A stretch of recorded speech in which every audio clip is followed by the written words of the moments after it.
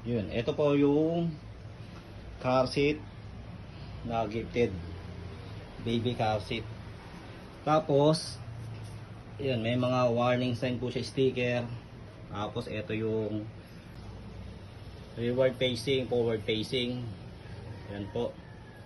Tapos, ECE R4404. Yan po, yung certification niya.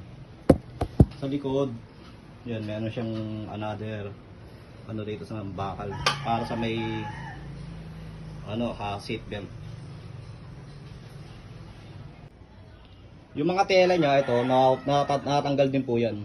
Yan, makapal po siya. Yan, natanggal din po yan. Tapos ito yung ano niya, belt niya. Makapal po.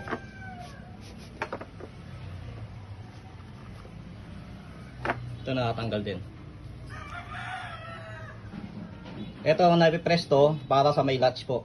Ito para mahigpitan po yung shoulder natin. Ito yung shoulder ng baby, mahigpitan.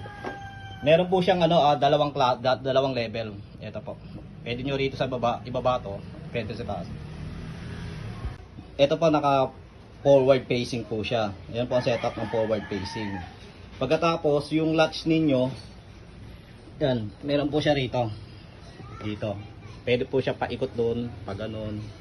Kasi dito nyo mapasok. Yan, meron din po siya rito. Talaga ng latch. Pagkatapos, mapapansin niyo meron dito sa ilalim. Ito. Ito ay nahatak to para magkaroon siya ng recline.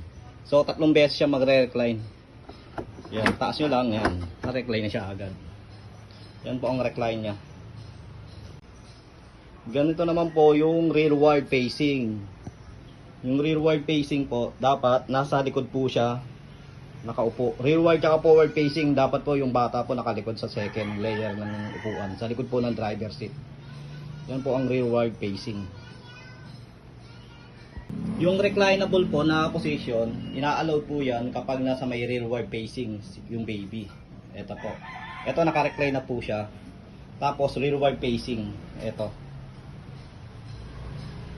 Okay po. Tapos kung sakaling ibabalik ninyo sa forward facing,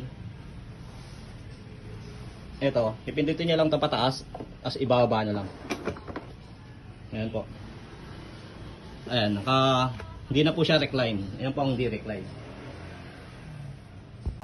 Etong gifted baby po, meron po siyang kasamang manual instruction. Ayan, nandiyan na po lahat.